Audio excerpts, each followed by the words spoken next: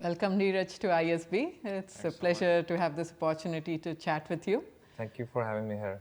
I wanted to basically talk to you a little bit about technology disruption and how innovation happens and what role does strategy play in making a product go from an innovation or from an idea to actually accepted in the marketplace. So wanted to get your thoughts on what does it take to take a product from an exciting idea to actually being a disruptor in the marketplace. Is it just having a good idea is enough, or is there a strategy behind it? Could you comment on those? I think idea is definitely very important because that's the seed, right? That's where you start. That's what excites you, right? But I think there are a couple more things which are really important, which are more important than the idea, right? We were not the first messaging product. There were many before us, and there were many after that, right? So I think what it takes to take an idea from just an idea to execution and a successful product is a lot of thought behind what the users exactly want, right? End of the day, right? So if you have a very good sense of what your users want, and if you can execute against it, that is, I think, the bridge between an idea and a product that so many millions of people actually use every day, right? So I would say that focus on execution and defining what your users want is more important than actually the idea itself. Sure. And I think that leads me to the second question is like, when you talk about there were a lot of messaging engines, and BlackBerry actually Right. was the BPM was leader. around, Yes, absolutely. BPM was around, and even Facebook had its own Right. messaging. So what do you feel are the key characteristics that differentiate WhatsApp and that the users found Right. acceptable? Right. So that's a great question, right? We get asked so much about like what did you guys do which was different, or made you grow faster than everybody else, right? And the answer is there was no one single thing that we did, but there was a series of things that we thought about which we thought will make the experience much better than anyone else out there in the market, right? So I'll give you a couple examples on that, right? Uh, Before WhatsApp, you had BBM and Skype and Yahoo Messenger and MSN Messenger. There were like a lot of these messaging products, right? But when we started and we had this vision of being only on the mobile phones, right? Our focus was only being on the phones. We did not want to be on the laptops or PCs, right? Um, we thought that why do we still live in this world where people have to create accounts and have passwords, and then I have to add somebody and they have to accept, right? So there's a lot of friction in allowing two people to talk for the first time, right? So you have to create an account, you have to select a password, you should know what your friend's ID is or handle is, you have to add them and they have to accept you, and then you actually start talking to that person, right? So we were like, okay, maybe this started when back in the days with email IDs, and that's how the system grew, but nobody really thought about it in the new world where you have phones and phones become your primary means of accessing the internet, right? So we said, okay, we are going to take the friction out. We will have your phone number as your ID, and will not have a username and will not have a password, right? You don't need to add anybody. If the other person, if you have somebody's phone number in your address book and they are a WhatsApp user, you're automatically connected, right? So we took the whole friction out of connecting with other people, and that's, I think, was the biggest innovation we did. We were the first ones to come up with this whole system of using the phone number as the ID and then not having the passwords and adding or deleting people. If you have somebody's phone number, you're connected, right? Just like SMS, right? If you have somebody's phone number, you can SMS that person. You don't need to add that person, right? You don't need to remember the password for your SMS. There's no password, right? So we kind of took those ideas from SMS and what made SMS so successful and implemented that on WhatsApp. Okay. No, I think that I agree with you that it really helps remove some of those frictions that we might, just because we have ported a business model from internet, you've kind of had those frictions that you feel maybe the newer devices can. So at some point you have to break it and start fresh. And that's, I think, we had the fortune or good luck to be forced to do that because we didn't have an internet presence before that on the website, right? So I think one other thing that I find quite fascinating about WhatsApp is the business model. And one of the things is that when everyone was going again coming from the internet days of ad revenues and focusing a lot on ad, you have taken a little bit different approach to it. Could you talk a little bit about that and how much? Yeah, no, absolutely. I think when we started 5 years back, there was one thing which was very clear. Both the founders actually come from Yahoo. So they both worked at Yahoo for a long time, and they were part of a company which was basically an ads driven business model company, right? So Yahoo makes most of its money from the ads, right?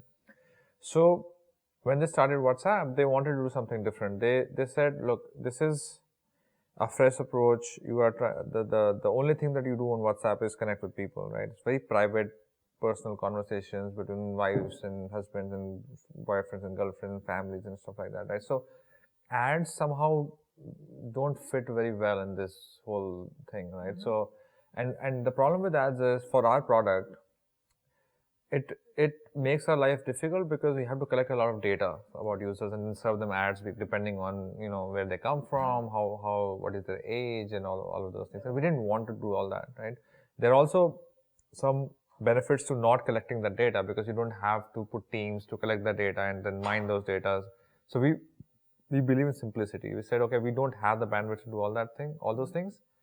So we'll have to come up with, we were forced to think of another business model because we like sustainability. We didn't want to be like a company or a hobby where we had a cool product, but there was no financial behind it, right? Yeah. So we always wanted to build a sustainable company. And that is where we thought, okay, if ads are not an option, what else could we do? And it's a funny thing, when they started growing on iPhone and the team was so small, they did not have the bandwidth to hire fast enough to support that growth. They said, okay, let's make the product paid and it will slow us down because then we'll have a good way of controlling that growth and serving our users better as we grow. And they turned it to be paid, and then we saw people are still paying for it, and it slowed down a little bit, but it was more than what we expected. And we were like, oh, that's really cool. That means we are doing something so valuable that people are willing to pay for it. And that's where the whole idea of like charging a subscription, came about. And we said, okay, that makes sense for us. No, I think it's phenomenal. I think going forward, more and more people are looking at a subscription-based service.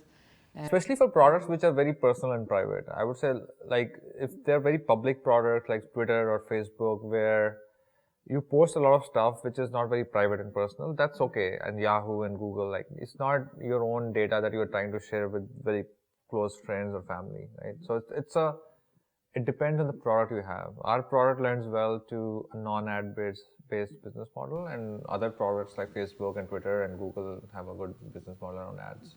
Okay. So, I mean, so I think following up on this, like you talked about sustainable business model, and definitely having a revenue stream helps sustain the business. We have seen phenomenal growth, 600 million subscription base and 70 million within India. Wanted to ask you about what is the long-term strategy of WhatsApp? There is competition definitely on the heels. There's Telegram service that actually a lot of ISP students use. And one of the limitations that they found is WhatsApp, the group size that you can use, that is available to them. So what are some of the, how do you sustain this leadership that you have built? And is it always the case that you might be the first ahead, but not necessarily for a long time? Yeah, so we were not the first ones, as I said before. I think we do things better than everyone else. Like the quality of the product we have, the speed of the product, the reliability of messaging, the efficiency of messaging. It works really well on 2G networks, and it works on so many different phones. We are the most cross-platform application out there. So I think that's where we think we try to be as accessible as possible to everyone, and that has helped us a lot in our growth. Also the quality of the product, and I think if you keep on focusing on what is most important to the user end of the day and give them a good quality product, there's no reason for them to leave and go to somebody else, right? If you're delivering on what you're promising, they will stick with you, right? And what we have seen so far is we've been able to give users what they really want to do, which is to connect with their friends and family. And there is always be a segment of users which want something else, right? You talked about group size. We limit the group size to 50, and we have very good reasons for it. We think that if groups become very big, they become noisy, and the product loses its value, because then you are like, I have 10 groups, and if each group is like very noisy, then I don't want to use this. Like, it becomes like an anti-value like for the product, and that's why we try to limit it. But I hear you. Like, some groups like alumni and student bodies will need bigger groups, and there are other products they can use. Okay. So Neeraj, I'd like to get your perspective on the innovation we talked about from a corporate side of things, from a product perspective, but also from an environment perspective. What enables this innovation? What kind of ecosystem do we need? In India, there's a lot of buzz about creating entrepreneurs. There are a lot of hubs being set up by organizations as well as institutions.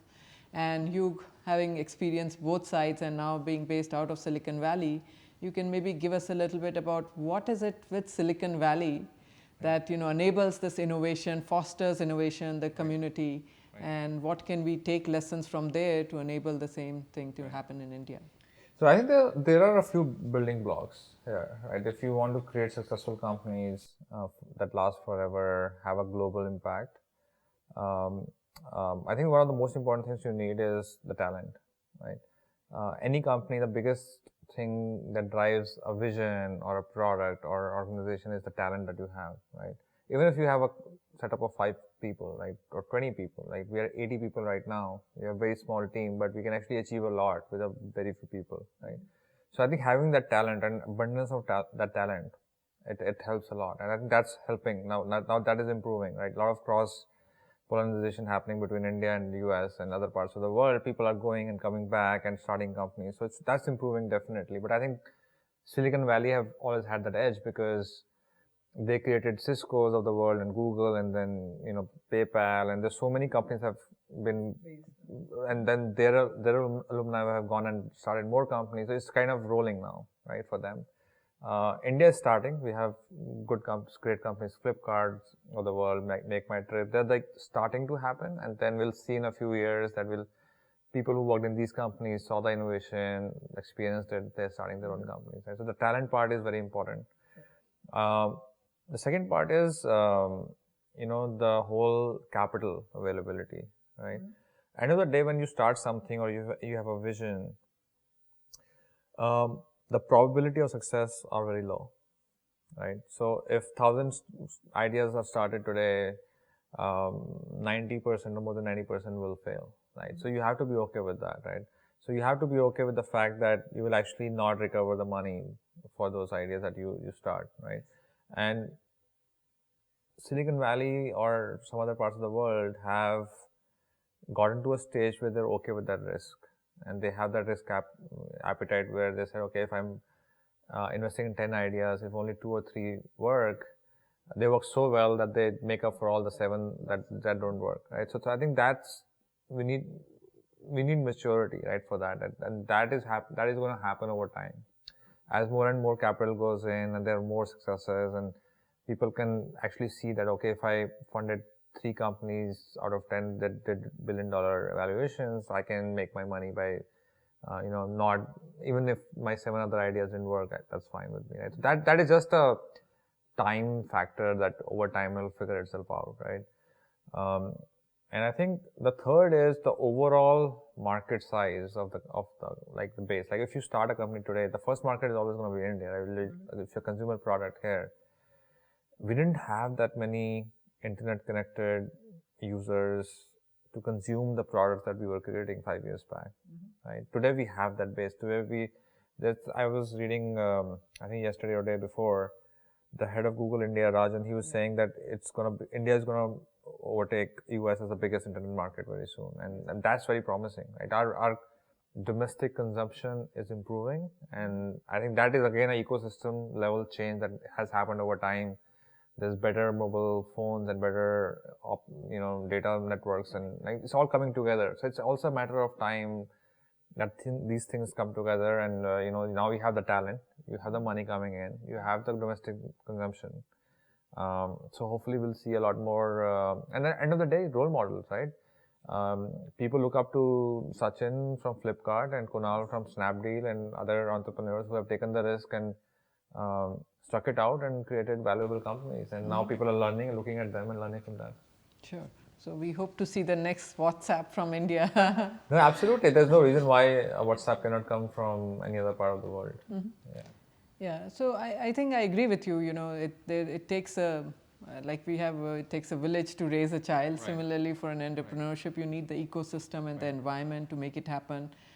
From a policy perspective, do you feel that the government can do some things to enable more of this entrepreneurial activities? Is there I think no comments on policy, but I think mindset is important.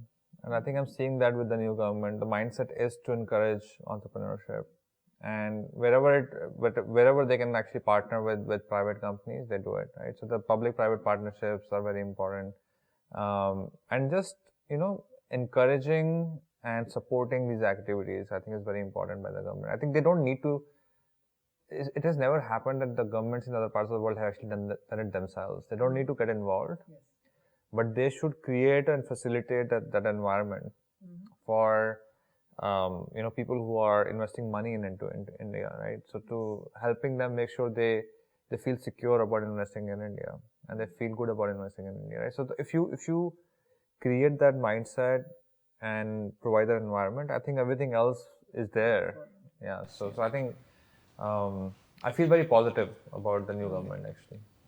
Yeah, no, it's good to hear that, because I do see that the younger generation, as you said, talked about mindset.